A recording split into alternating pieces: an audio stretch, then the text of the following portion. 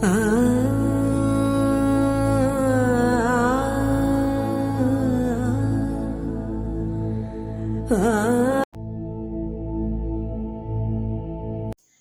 साहित्य के भक्तिकाल के निर्गुण भक्ति धारा के प्रमुख कवि है कबीरदास।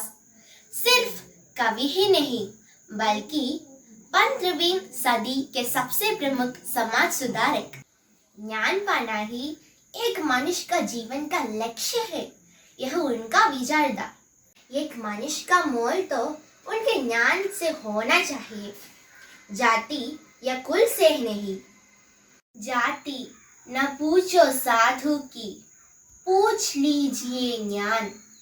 मोल करो तलवार का पढ़ा, रहन दो म्यान।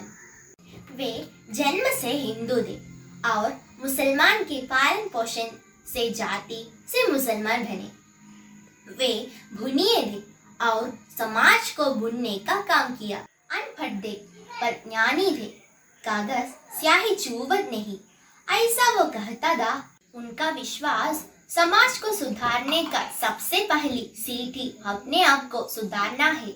वे कहते हैं, बुरा जो देख न मैं चला, बुरा न मिलिया कोई, जो दिल खोजा ना मुझसे बुरा न कोई। अपने दोह में वह राम शब्द को धारण किया, लेकिन उनके नाम श्री राम जी नहीं बल्कि ज्ञान रूपी बिना धर्म वाले परमात्मा है। वे जात पात छुआछूत आदि अनाचारों से विरोध करते थे। वे स्वर्ग नरक इस पर विश्वास ही नहीं था। साखी, शपथ और रामायणी उनके पद और दोहों का संग्रह है। उनके मृत्यु महगढ़ में 1575 में हुआ। जन्म काशी में और मृत्यु महगढ़ में। उसने राम और रहीम को एक माना, धर्म पर चलते कुर्दियों का मजाक उड़ाया। ज्ञान पाना ही जीवन का लक्ष्य है, यह समझाया। अब हमारा समझ इस 21वीं सदी में ज्ञान को छोड़कर धर्म के पीछे भाग रहे हैं। इस कबीर जयंती पर हम एक बार पढ़ेंगे अपने आप को। बहुत ही फटी फटी जग हुआ, पंडित भाई न कोई, ढाई अक्षर प्रेम के पढ़ो। पोथे पढ़ पढ़ जग मुआ, पंडित भया न कोई, ढाई अक्षर प्रेम का, पढ़े सो पंडित होय। काल करे सो आज कर, आज करे सो अब, पल में प्रलय होएगी, बहुरी करेगा कब। साइत न दीजिए जामे कुडुम्ब समाय, मैं भी भूखा न रहूं, साधु न भूखा जाए।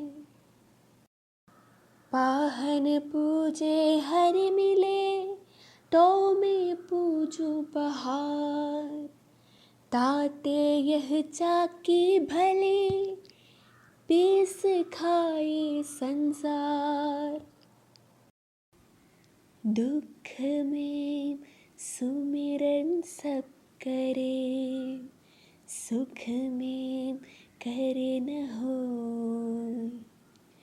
जो सुख में सुमिरन करे, दुख काहे को होय। ऐसी बानी बोले, मन का पाखोय, अपना तन शीतल खड़े, औरन को सुख होय। प्रिय मित्रों, सबको मेरा सादर प्रणाम। भारत के महान संत कवि कबीरदास के बारे में उनकी जयंती के अवसर पर चंद शब्द कहना बहुत खुशी की बात है। हम सब कबीर के बारे में पढ़ते हैं। कबीर हिंदी के महान कवि थे, साथ ही साथ वे सबसे बड़े समाज सुधारक थे और वे सबसे बड़े मानव प्रेमी भी थे। उन्होंने अपने वाणी के द्वारा मानव समाज के लिए बहुत अधिक हितकारी बातों को हमारे सामने रखा है। उसी प्रकार मानव समाज के लिए अहितकारी तत्वों पर उन्होंने अपना विमर्श भी रखा है। गुरु, ईश्वर, प्रेम, ज्ञान आदि जीवन के लिए महत्वपूर्ण तत्वों को अपने दोहाओं के द्वारा अथवा पदों के द्वारा उन्होंने हमारे सामने रखा है। उसी प्रकार सामाजिक कुरीतियाँ, धर्मांधता, मूर्ति पूजा, अंधविश्वास आदि पर भी उन्होंने अपना विमर्श रखा है। इसी प्रकार देखें तो हिंदी की कवियों की परंपरा में कबीरदास का स्थान बहुत महत्वपूर्ण है। कबीरदास के बारे में सोचने पर मेरे मन में उनकी ये दोहा सबसे पहले आती है कि गुरु गोविंद दो खड़े काके लागू पाए, बलिहारी गुरु आपने जिन गोविंद दियो बताए। गुरु हमारे जीवन में क्या है या गुरु किस प्रकार हमें जीवन की सही रास्ता ये दिखा देते हैं, इसका मतलब इस दोहा से हमें मिलते हैं। गुरु ने ही हमें ईश्वर को दिखा देता है। ईश्वर के को पहचानने की रास्ता गुरु ने ही हमें बता देता है। इसलिए कबीरदास हमसे कहते हैं कि यदि गुरु और ईश्वर हमारे सामने आज एक समय आ जाए तो हम सबसे पहले किसका नमन करेंगे। और कबीरदास कहते हैं कि मैं सबसे पहले गुरु का ही नमन करूँगा, क्योंकि गुरु ने ही मुझे ईश्वर को दिखा दिया है।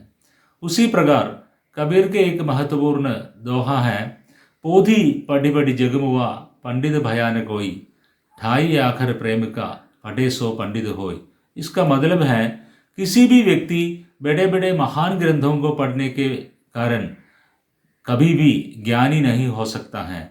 ज्ञान मिलने के लिए हम प्रेम को पहचानना चाहिए, प्रेम की रास्ता अपनाना चाहिए और प्रेम के द्वारा समस्त जीव जंतुओं के प्रेम के द्वारा जीने का मार्ग अपनाना चाहिए। इसलिए कबीरदास हमसे कहते हैं कि ढाई अक्षर प्रेम का जो है वो सबसे महान रास्ता है, महान जिंदगी जीने का महान रास्ता है प्रेम का। हम जानते हैं कबीरदास ज्ञानाश्रयी धारा के कवि थे, फिर भी वे प्रेम का भी महत्व हमारे सामने रखा है। उसी प्रकार पाहन पूजे हरि मिले तो मैं पूजूं पहाड़, ताते यह चाकी भली पीस खाए संसार। इसी प्रकार कबीरदास के बहुत अधिक दोहे हैं और बहुत अधिक पद भी हैं। और हम जानते हैं कि कबीरदास सामान्य जनता के बीच जीने वाले कवि थे। उनकी भाषा सदुकड़ी थे या सामान्य जनता की भाषा थी। इसी प्रकार सामान्य जनता के बीच जीने वाले भक्त कवि के रूप में कबीरदास की महिमा अपार है और हमारे जीवन में कबीर हमेशा एक नित्य सहचरी गुरु के रूप में प्रस्तुत होता है। इतना कहकर मैं समाप्त करता हूँ। धन्यवाद।